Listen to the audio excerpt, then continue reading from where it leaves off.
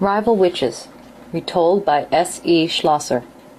Folks in the Ramapo Mountains were afeard of Handsome Abby and Black Mag, and for good reason. They were two of the most wicked witches in New Jersey, and the rivalry between them was fierce. Handsome Abby lived in a run-down cottage in the woods. She dressed in rags and had wild hair, buck teeth, bulging brown eyes, and more warts than a toad. She sold herbal remedies from her back door, and whenever little children saw her they threw stones and ran away. Black Mag lived alone in a fancy house in town. She was tall and had a terrible beauty that enslaved men. Her long black hair, when unbound, hung to her feet, and her eyes were the blue of the sky before a storm. Her smile was very sweet and very cruel, and she ran the local mercantile with ruthless efficiency. When a rival merchant opened a dry goods store in town, Black Mag bore it with surprising goodwill, until he began undercutting her prices. Then she set a curse upon him. Dark, shadowy figures would follow him home and call unspeakable things to him from the trees beside his house.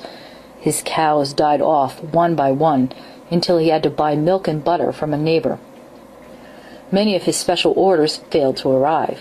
His suppliers were afraid to make the journey to town because their horses were often spooked by strange creatures that came leaping out of the woods. It looked as if the man would be driven out of business. Then Handsome Abby stepped in. The wife of the dry goods merchant was a frequent customer of hers, coming weekly to the cottage in the woods to buy herbal remedies for an invalid son. Handsome Abby did not want to lose this prosperous customer, so she set a counter-curse upon her rival witch. The next day, Black Mag found dry rot in the boards of her mercantile floor. Then rats got into the shop and ate her inventory. One morning she opened the door to the mercantile and found an infestation of spiders busily spinning everywhere. Black Mag was furious.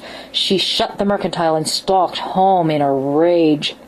Everyone who saw her in the street that day avoided her eye and scurried away as fast as they dared.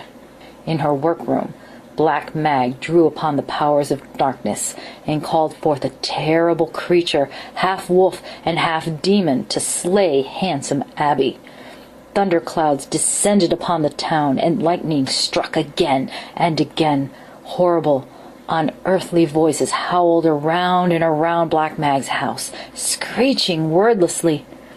The good people in town locked themselves into their houses, huddled underneath their bedclothes, and prayed to God for protection from the wicked witch.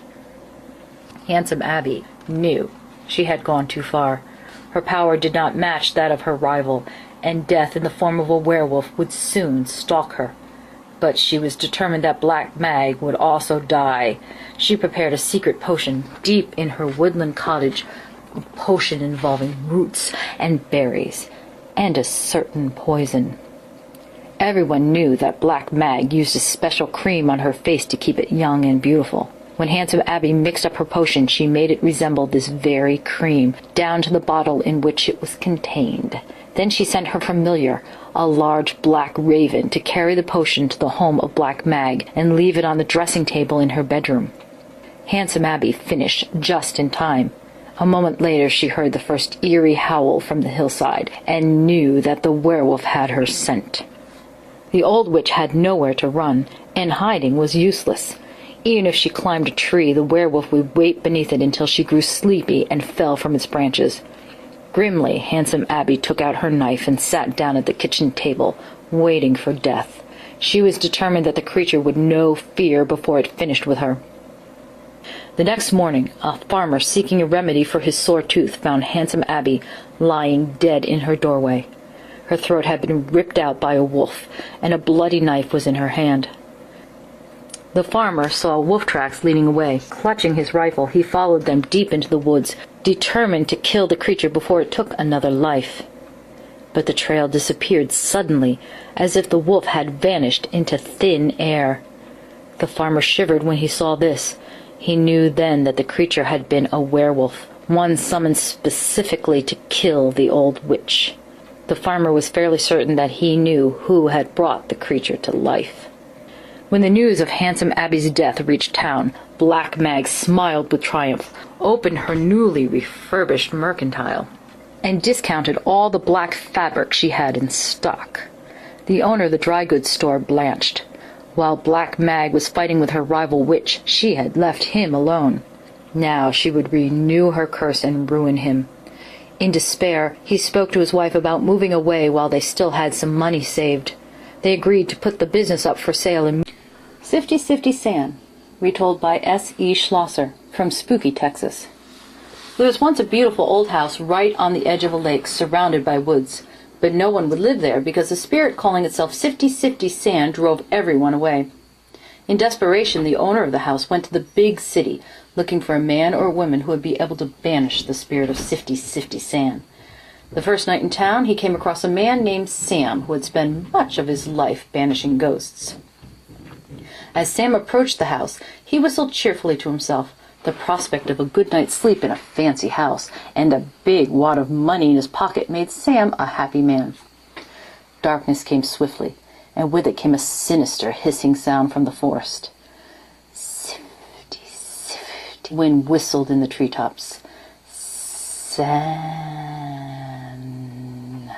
The waves lapping the shore responded. Outside, a huge gust of wind shook the house and howled down the chimney. Sam shivered and threw another log on the fire. The wind settled down a bit, and Sam could hear once again the tiny sounds of night. Sifty, sifty, the little frogs croaked. Sam, belched the biggest of the bullfrogs. The sound of the waves grew louder. Sam heard a huge thud, thud, thud sound coming from the forest. Sam ran around the house, making sure all the windows and doors were locked. He had just settled down by the fire for supper when there came a soft cry from the far side of the lake. The frying pan shook in his grip, and he hastily put it back on the fire and pulled a Bible out of his pack. The cry came again, louder. A strange gust of air blew through the house, bringing with it a strange, musty smell, like the dust in a graveyard. Out on the lake, Sam heard a voice chanting, "I am Sifty San. I'm here on the lake, but where is the man?" Sam froze in place, and the wind picked up again, howling down the large chimney. "I am Sifty San," a sinister voice hissed from the shore of the lake. "I'm here on the shore, but where is the man?" Sam dropped his Bible in fright. His hands were shaking too much to grip anything, and the dusty, decaying smell coming through the window seemed to dull his thoughts and numb his body. "I am Sifty San!" a terrible howling voice called from the front of the house. "I'm here on the porch, but where is the man?" Abandoning food, Bible, bag, and sanity, Sam wrestled desperately with the back window, trying to open it wide enough to climb through.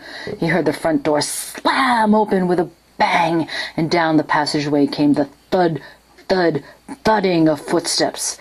Then the kitchen door slammed inward, and a huge shadow with burning yellow eyes appeared in the frame. "I am Sifty San!" A horrible, blood-chilling voice bellowed. "I'm here in the house with the trespassing man."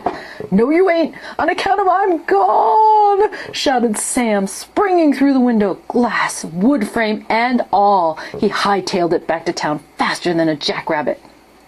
And that was the last time anybody went near the old house on the lake. If it hasn't fallen to pieces by now, then Sifty San may be there still.